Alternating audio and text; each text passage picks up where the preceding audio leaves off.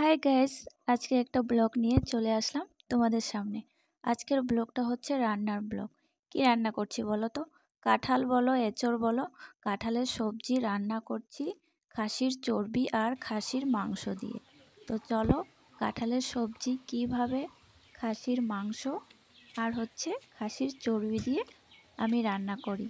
তো চলো, তোমরা সম্পূর্ণ ভিডিওটা দেখতে থাকো, তাহলেই বুঝতে পারবে যে আমি কিভাবে রান্না করছি। তো এখানে কি কি নিয়ে নিয়েছি দেখতেই পাচ্ছ। একদম লঙ্কা, পেঁয়াজ, আদা, রসুন, যা যাবতীয় লাগে সব কিছু আমি মিক্সচারে পেস্ট করে নিলাম। তো দেখো মশলাটা আমার রেডি হয়ে গেছে। আর এদিকে দেখো খাসির মাংস আর চর্বি রয়েছে, ঠিক আছে? খাসির মেটে কিন্তু পাইনি, এখানে শুধু খাসির মাংস আর চর্বি দিয়ে ছোট্ট মতো একটা কাঁঠাল, মানে এঁচড়, ছোটোগুলোকে তো এঁচড়ই বলা হয়। তো এঁচড়ের সবজি কেউ বলে, আর কেউ আমাদের গ্রামে তো কাঁঠাল নামেই সবাই চেনে। তো চলো, এই যে কাঁঠালটাকে আমি ভাপিয়েছি এখানে, মানে সেদ্ধ করেছি। প্রেশার কুকারে সিটি দেইনি, কারণ প্রেশার কুকারে সিটি দিলে একদম গলে যেত। তো এর জন্যে আমি গামলাতে করে মানে সেদ্ধ করে নিয়েছি। 100%-এর মধ্যে মনে করো 50% আমার সেদ্ধ করা হয়ে গেছে কাঁঠালটা। যেহেতু একদম ছোট কুমড়ো সাইজের কাঁঠাল, তো সেদ্ধ হতে মানে চায় না, তার জন্যে কাঁঠালটাকে আগে সেদ্ধ করে নিতে হয়েছে। একটু বড় সাইজের হলে পরে সেদ্ধ হয়ে যায়, না ভাপালেও হয়। তো চলো, কড়াইতে দেখো সর্ষের তেল, এটা হচ্ছে একদম সর্ষের তেল, আমি সাদা তেল ব্যবহার করি না, কারণ আমরা সাদা তেলের সবজি খেতে ভালোবাসি না। সর্ষের তেলের সবজিটাই মানে সব সময়ই খাওয়া হয়। সাদা তেলটা শুধু তোমার মনে করো পাঁপড় ভাজলাম বা কোনো কিছু ভাজলাম তখন ব্যবহার করি। তো এই যে দেখো, এখানে দিয়েছিলাম প্রথমে হচ্ছে তেজপাতা, তারপরে জিরে, তো তারপরে দিলাম হচ্ছে রসুন আর হচ্ছে পেঁয়াজ। তো আমি কিন্তু অনেক প্রসেসে রান্না করি, আমার যখন মানে আমার মনে যেটা মনে হয়, তো আমি সেভাবেই কিন্তু রান্না করি।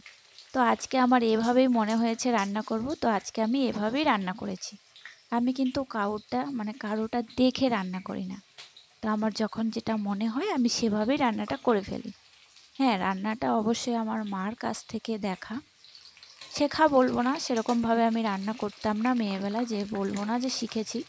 মা যেভাবে রান্না করতো সেগুলোকে দেখে রেখেছি, তো এখন সেই পদ্ধতিতেই সব কিছু রান্নার চেষ্টা করি, আর আশা করি খেতে খুবই ভালো হয়। তোমরা তো খাওনি, তোমরা যদি কখনো আসো অবশ্যই আমার রান্না খাওয়াবো। তো চলো, এটা কিন্তু এখানে মশলা দিয়ে কষিয়েও রান্না করা যেত, তো আজকে আমি কিন্তু একদমই আলাদা রান্না করলাম। আমার মাও কিন্তু এভাবে করে না, তো একটু আলাদা করে, ঠিক আছে? তো যারা ভিডিওটা কন্টিনিউ দেখছো তাদেরকে আমার তরফ থেকে অনেক অনেক ভালোবাসা এবং অনেক অনেক অভিনন্দন। থ্যাংক ইউ সো মাচ সম্পূর্ণ ভিডিওটা দেখার জন্য। Thank you, thank you, thank you.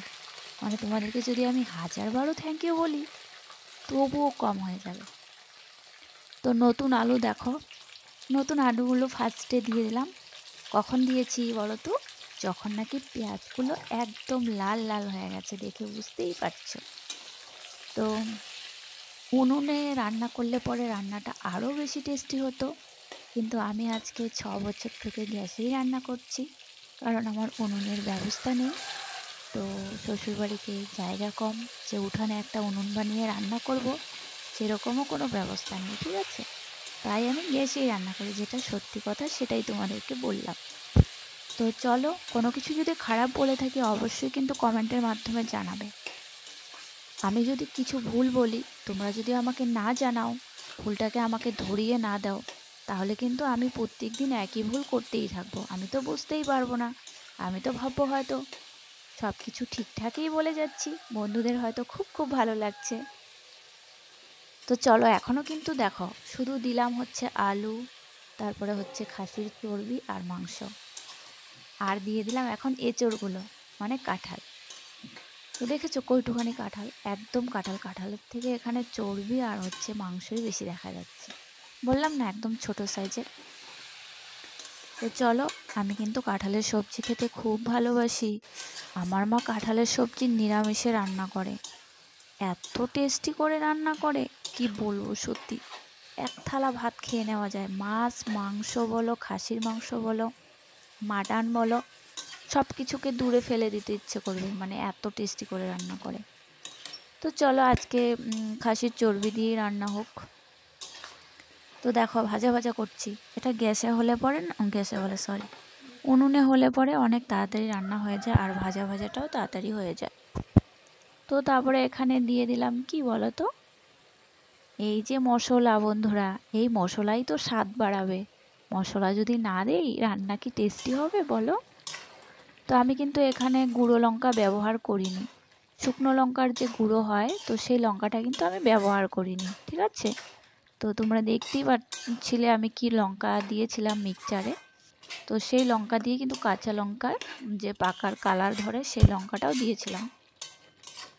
তো এরকম হয়েছে কালারটা। গুঁড়ো লঙ্কা দিলে পরে আরও কালারটাও আসতো, কিন্তু না, গুঁড়ো লঙ্কা দেওয়া যাবে না। আমার মেয়ে খাবে, তারপর আমি খাবো, তো অসুবিধা হয়ে যাবে। তো চলো, দেখো কতগুলো ঝোল বেরিয়েছে। আরে বাবা, ঝোল দেইনি এখনো, এটা হচ্ছে মশলার ঝোলগুলো কষাচ্ছি, দেখতে থাকবে। কষিয়ে কষিয়ে কষিয়ে একদম মশলাগুলোকে শুকিয়ে ফেলবো লাস্ট ফিনিশিংয়ে। তো আজকে আমি রান্নার ভিডিওটা দিলাম, তোমাদের কেমন লাগলো তোমরা অবশ্যই বলবে। সচরাচর আমার ব্লগ ভিডিও তৈরি করাই হয় না, কারণ আমি এত ব্যস্ততার মধ্যে থাকি। তো এই যে দেখো একদম ঝোল শুকিয়ে গেছে, এখন আবার আমাকে জল দিতে হচ্ছে, কেননা আজকের এঁচোড়টা হচ্ছে ঝোল ঝোল রান্না করব। মাখো মাখো করলে খুব টেস্টি হয় জানো। তো এঁচোড়টা যদি আমি মাখো মাখো করি তাহলে আবার আমাকে ডাল করতে হবে। তো এর জন্যে আমি আজকে মানে কাঁঠালের সবজিটা একটু ঝোল ঝোল করব, যাতে এই ঝোলটা দিয়ে ভাত মেখে খাওয়া যায়।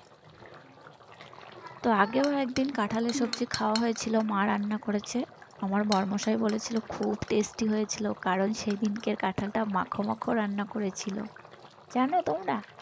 তো চলো, এই দেখো আমার রান্না কমপ্লিট। তোমরা কে কে খাবে ঝটপট করে চলে আসো। আর কে কে খাসির মাংস আর চর্বি দিয়ে কাঁঠাল খেতে ভালোবাসো অবশ্যই বলবে। সবাই তো এঁচোড় দিয়ে চিংড়ি খেয়েছো আজকে।